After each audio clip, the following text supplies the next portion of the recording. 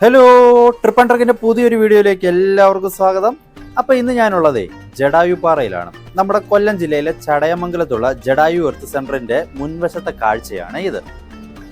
അപ്പൊ ഇതിനകത്തെ കാഴ്ചകളും വിശേഷങ്ങളും ഒക്കെ ഒന്ന് കണ്ടാലോ. അപ്പൊ ഇതാണ് ഇതിന്റെ എൻട്രൻസ്. എൻട്രി ടിക്കറ്റ് ഒക്കെ എടുക്കുന്നത് ഇവിടുന്നാണ് കേട്ടോ. നമുക്ക് ഇവിടുന്ന് കേബിൾ കാറിൽ കയറി മുകളിലെത്താം, അല്ലെങ്കിൽ നടന്നു വേണമെങ്കിലും മുകളിലേക്ക് പോകാം.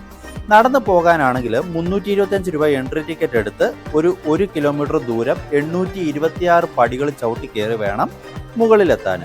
കേബിൾ കാർ എടുക്കുകയാണെങ്കിൽ 266 രൂപ എൻട്രി ഫീയും 289 രൂപ കേബിൾ കാറിനും, അങ്ങനെ ആകെ മൊത്തം ഒരാൾക്ക് 555 രൂപ വേണം ഇവിടെ സന്ദർശിക്കാൻ.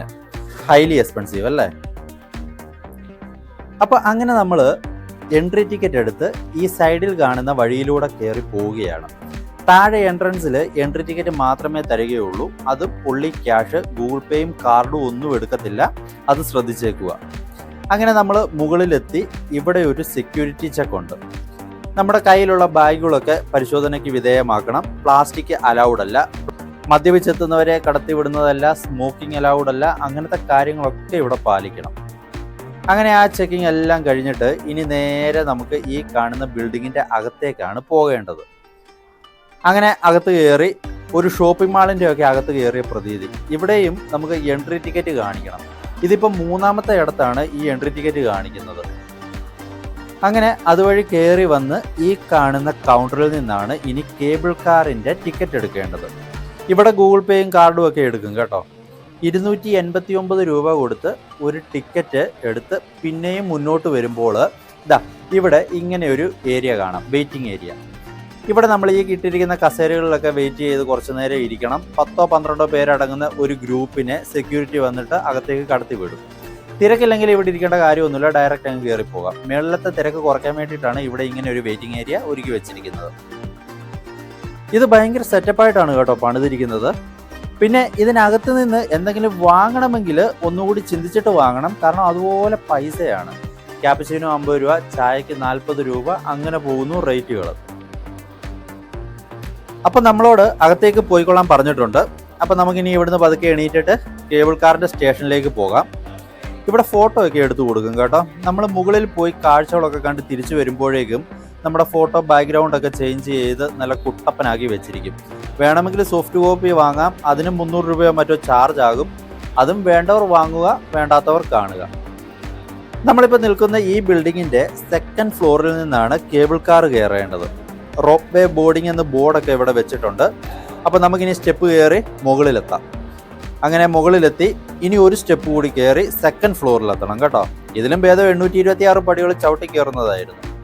ലിഫ്റ്റ് കാണുമായിരിക്കുമല്ലോ? കാണണം, കാരണം പ്രായമുള്ളവരൊന്നും ഇത്രയും സ്റ്റെപ്പ് വലിഞ്ഞ് കയറത്തില്ല. അപ്പം ഞാനെന്തായാലും ലിഫ്റ്റൊന്നും കയറാൻ പോയില്ല. ഈ പടികൾ ചവിട്ടി കയറി നേരെ നമുക്ക് സെക്കൻഡ് ഫ്ലോറിൽ എത്താവുന്നതേ ഉള്ളൂ. I am a Complan boy എന്ന് പറഞ്ഞ് അവിടെ ചെല്ലണം. 90s കിഡ്സ് ആണല്ലോ. അങ്ങനെ വേണ്ടത് നമ്മളിപ്പം റോപ്പ് വേയുടെ അടുത്തെത്തി. അപ്പം ഇവിടെ അത്യാവശ്യം നല്ല ക്യൂ ഉണ്ട് കേട്ടോ. ഇത്രയും പേര് ഇവിടെ ഉണ്ടായിരുന്നു. ഈ കാണുന്നതാണ് റോപ്പ് വേയുടെ operating system. 4 set cable car ഉണ്ട് കേട്ടോ. ഒരു സെറ്റിൽ 4 ക്യാബിൻ വെച്ചിട്ട്, അങ്ങനെ മൊത്തം 16 ക്യാബിനുണ്ട്. ഒരു ക്യാബിനിൽ 8 പേർക്ക് ഇരിക്കാം. 8 പേരൊന്നും ഇരിക്കത്തില്ല, കൂടി പോയാൽ 4-5 പേര് ഒരു ക്യാബിനകത്ത് കയറും. കാരണം ഇത് നിർത്തുകയില്ല, പതുക്കെ ഇങ്ങനെ മൂവ് ചെയ്തുകൊണ്ടേയിരിക്കും. അതിനുള്ളിൽ ചാടി കയറണം. ഒരു 5 പേരൊക്കെ കയറുമ്പോഴത്തേക്ക് ഇത് മുന്നിലേക്ക് മൂവ് ആകും.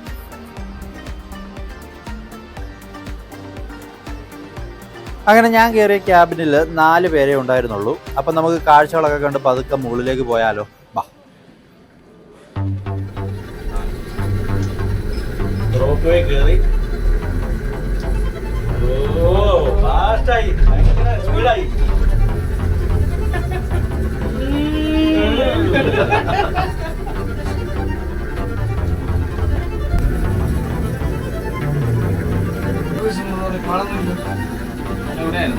ഞാൻ വന്നപ്പോ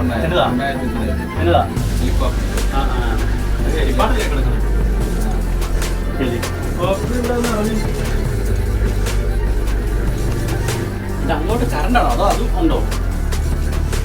നമ്മള് കോറക്കാർ പണ്ടിറക്കില്ലേ? നമുക്കേ കോഴിക്കാർ കണ്ടാൽ അടിച്ച് പൊട്ടിച്ചോണ്ട് പോകണം. അല്ല, നമുക്ക് വേണമെങ്കിലേ അലക്കൈ തൊട്ടിൽ തുടങ്ങാൻ വരെ പാലക്കാട് ഫുഡ് ഉണ്ടായിരുന്നു, കോപ്പി ഉണ്ടായിരുന്നു. ഒരു 5-6 സെറ്റ് ഉണ്ട് കേട്ടോ. ഈ മഴ കാരണം താഴെ വെള്ളം അല്ലേ? കുറവൊന്നുമല്ലോ, നാച്ചുറൽ ഒന്നുമല്ല. അല്ലല്ല, വെള്ളം ചെടി നിറഞ്ഞിരിക്കുന്നു. അങ്ങനെ നമ്മൾ മുകളിലെത്തി പുറത്തിറങ്ങി തൊട്ടടുത്ത ക്യാബിനിൽ നിന്നെല്ലാം ആളുകൾ ഇറങ്ങിക്കൊണ്ടിരിക്കുന്നു. നമ്മളെ ഇറക്കി വിട്ട ശേഷം താഴേക്ക് പോകാനുള്ളവരെയും കയറ്റിക്കൊണ്ട് നമ്മുടെ പച്ച ക്യാബിൻ പോകുന്നു. അവൻ പോകട്ടെ, നമുക്ക് ഇവിടുത്തെ കാഴ്ചകളൊക്കെ ഒന്ന് കാണാം. ഇതാണ് മുകളിൽ പണിതിരിക്കുന്ന റോപ്പ് വേ സ്റ്റേഷൻ. താഴത്തെ റോപ്പ് വേ സ്റ്റേഷൻ ഒരു മാളിൻ്റെയൊക്കെ സെറ്റപ്പ് ആയിരുന്നെങ്കിൽ ഇവിടുത്തേത് ഒരു കോട്ട പോലെയാണ് പണിത് വെച്ചിരിക്കുന്നത്, ഒരു യൂറോപ്യൻ ടച്ച്. അപ്പം നമുക്ക് ഈ ജഡായുവിനെ ഒന്ന് അടുത്ത് കാണാം. ഇവിടെ സൈഡിൽ വെയിലൊക്കെ കൊണ്ട് ആസ്വദിച്ചിരിക്കാൻ ബെഞ്ചുകളൊക്കെ സെറ്റ് ചെയ്ത് വെച്ചിട്ടുണ്ട്. വേനൽക്കാലത്താണെങ്കിൽ നല്ലപോലെ ആസ്വദിച്ചിരിക്കാം. വെയിലിന് വലിയ ചൂടൊന്നും കാണത്തില്ല, കരിഞ്ഞു പോകത്തേ ഉള്ളൂ. ആ പ്രതിമയുടെ താഴെയൊക്കെ ആളുകൾ വിശ്രമിക്കുന്നുണ്ട് കേട്ടോ. ഇവിടെ എപ്പോഴും ഈ കേൾക്കുന്ന ഈ സംഗീതം ഉണ്ടല്ലോ, ഇങ്ങനെ പ്ലേ ചെയ്തുകൊണ്ടേയിരിക്കും. ഒരു ഡിവോഷണൽ ആംബിയൻസ് സൃഷ്ടിക്കാനായിരിക്കാം. ഇത് ജഡായുവിൻ്റെ വാലിൻ്റെ ഭാഗമാണ്, വാലിലെ തൂവല്. ഇത് ഒറിജിനൽ കല്ലാണോ അതോ എന്തെങ്കിലും മിശ്രിതം ഉപയോഗിച്ചുണ്ടാക്കിയതാണോ എന്നൊന്നും അറിയത്തില്ല. കല്ല് തന്നെ ആയിരിക്കും, ഒറ്റക്കല്ലാവാൻ സാധ്യതയില്ല. ഇതിൽ ഇരിക്കാനോ ഇതിൻ്റെ മുകളിൽ കയറാനോ ഒന്നും സമ്മതിക്കത്തില്ല കേട്ടോ. അപ്പം തന്നെ സെക്യൂരിറ്റി വിസിലടിച്ച് ഓടിക്കും. എങ്ങാനും ഓടിഞ്ഞെങ്ങാനും പോയി കഴിഞ്ഞാൽ പിന്നെ തീർന്നില്ലേ. ഈ ശില്പത്തിൻ്റെ അകത്തേക്ക് കയറാൻ 3 എൻട്രൻസുകളാണുള്ളത് കേട്ടോ. ഇപ്പോൾ ക്ലോസ്ഡ് ആണ്. ഈ ഭാഗത്ത് 6D തിയേറ്റർ ആണ് വരുന്നത്, ചിറകിൻ്റെ അടിയിലായിട്ട്. 2018 പണി പൂർത്തിയാക്കി പബ്ലിക്കിന് വേണ്ടി ഓപ്പൺ ആക്കി കൊടുത്തിട്ടും അകത്തുള്ള മ്യൂസിയത്തിൻ്റെ തിയേറ്ററിൻ്റെ ഒന്നും പണികൾ ഇതുവരെയും നടന്നിട്ടില്ല. എല്ലാം പെൻഡിങ്ങിൽ കിടക്കുകയാണ്. കാരണം ഇതിനെക്കുറിച്ച് കുറച്ച് കോൺട്രവേഴ്സികളൊക്കെ ഉണ്ട് ഈ പ്രൊജക്റ്റിനെ പറ്റിയിട്ട്. ഇതിൻ്റെ ശില്പി രാജീവ് അഞ്ചലും ഇൻവെസ്റ്റേഴ്സും തമ്മിലൊക്കെ എന്തൊക്കെയോ ഇഷ്യൂസ് നടക്കുന്നുണ്ട്. അതൊക്കെ പോട്ടെ, എന്തായാലും അതിബൃഹത്തായ ഒരു നിർമ്മിതിയാണിത് കേട്ടോ. ഇവിടെ നിന്ന് ഇതിൻ്റെ ആ ഒരു വ്യൂ കണ്ടോ, എന്താ ആഢ്യം, എന്താ ഗാംഭീര്യം, എന്താ തലയെടുപ്പ്.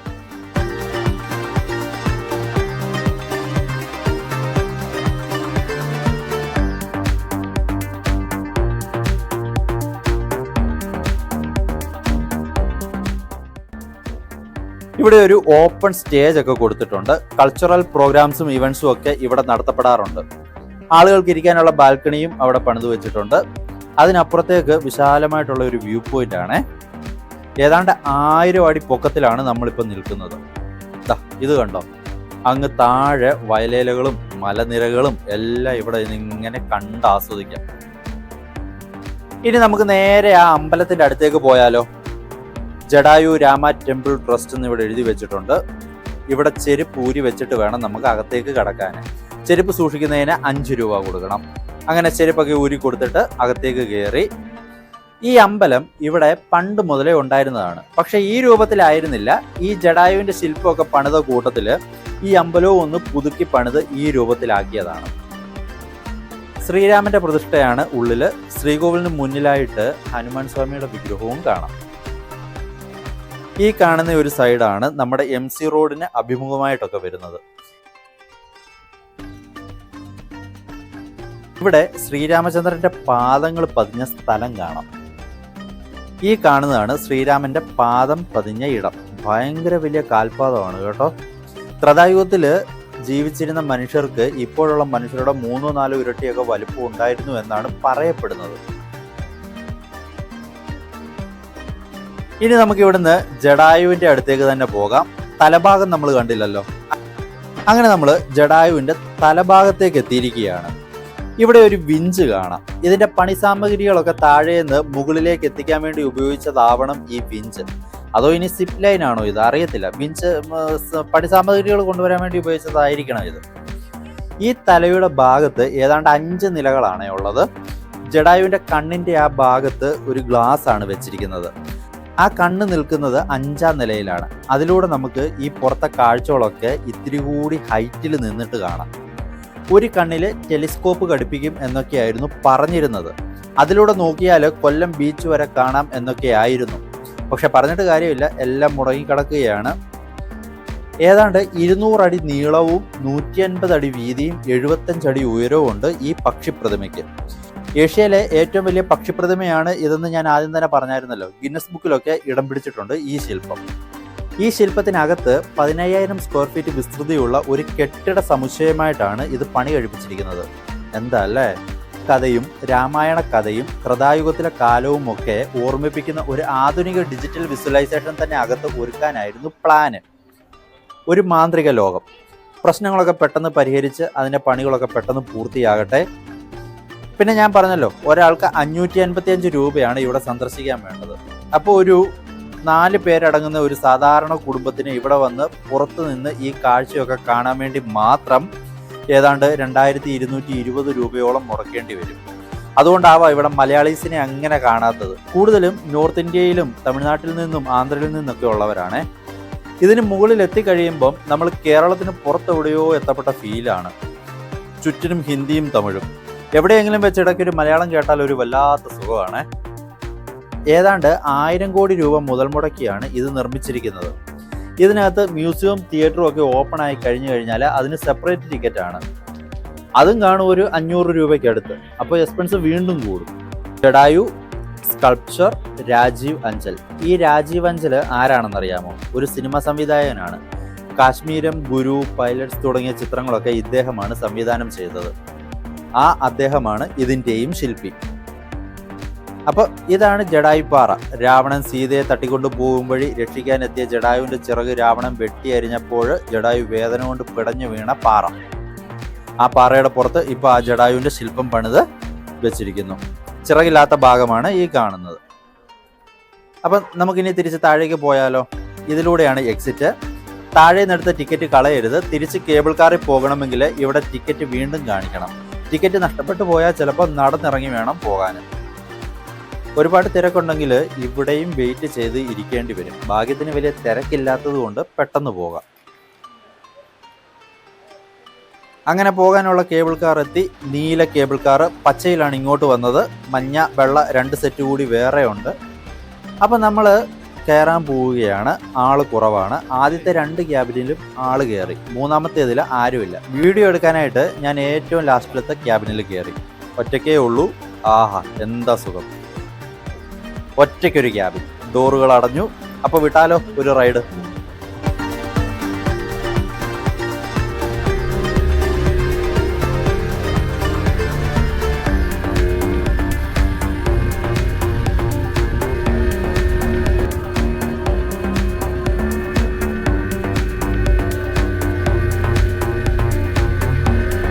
ഇവിടെ ഇങ്ങനെ വന്നിട്ടൊരു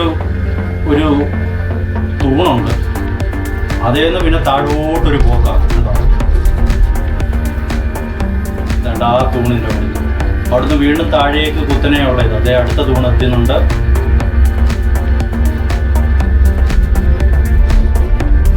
തൂണ് വരുമ്പോൾ നല്ല ഇച്ചിരി സ്പീഡ് കൂടും. കാരണം ആ തൂണിൽ നിന്ന് പിന്നെ നേരെ താഴേക്കാണ് പോകുന്നത്. അടുത്ത തൂണെത്തി.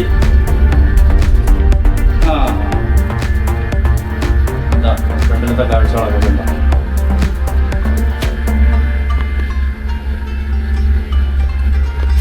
അപ്പോൾ ഈ അവസരത്തിൽ എനിക്ക് പറയാനുള്ളത്, എനിക്ക് വേണ്ടി ഒറ്റയ്ക്കൊരു കാർ ഒരുക്കി തന്ന ഈ ജഡായുപ്പാറ ടൂറിസം ഡിപ്പാർട്ട്മെന്റിനും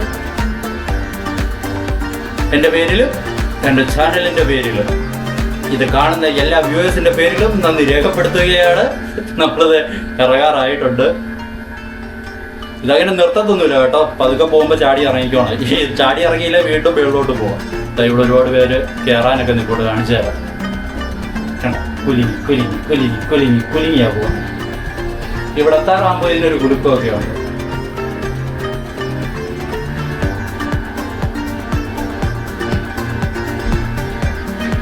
അത്രയും പേര് കയറാൻ നിൽപ്പുണ്ട് മേളോട്ട്.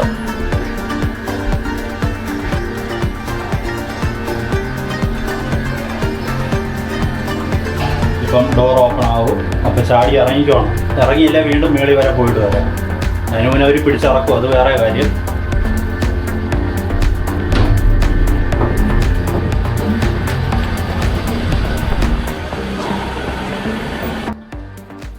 അങ്ങനെ നമ്മൾ അതിൽ നിന്ന് ഇറങ്ങി നേരെ വരുന്നത് ഈ ഒരു ഏരിയയിലേക്കാണ്. ഒരു കഫ്റ്റേരിയ പോലൊരു സ്പേസ്. സൈഡിൽ കുറച്ച് ഔട്ട്ലെറ്റുകളൊക്കെ കൊടുത്തിട്ടുണ്ട്. ചായ കോഫിയൊക്കെ കുടിക്കേണ്ടവർക്ക് ഇവിടുന്ന് വാങ്ങി കുടിക്കാം. നമ്മൾ അങ്ങോട്ട് പോയപ്പം ഫോട്ടോ എടുത്തതിൻ്റെ സോഫ്റ്റ് കോപ്പി ഇവിടെ ഈ കാണുന്ന ആദ്യത്തെ കൗണ്ടറിൽ ഡിസ്പ്ലേ ചെയ്യും.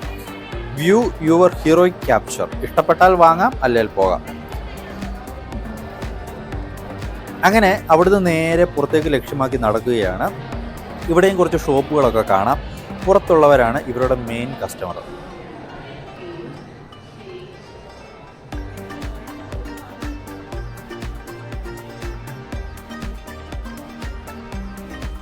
അപ്പോൾ ഇത്രയൊക്കെയാണ് ജഡായിപ്പാറയുടെ കാഴ്ചകൾ.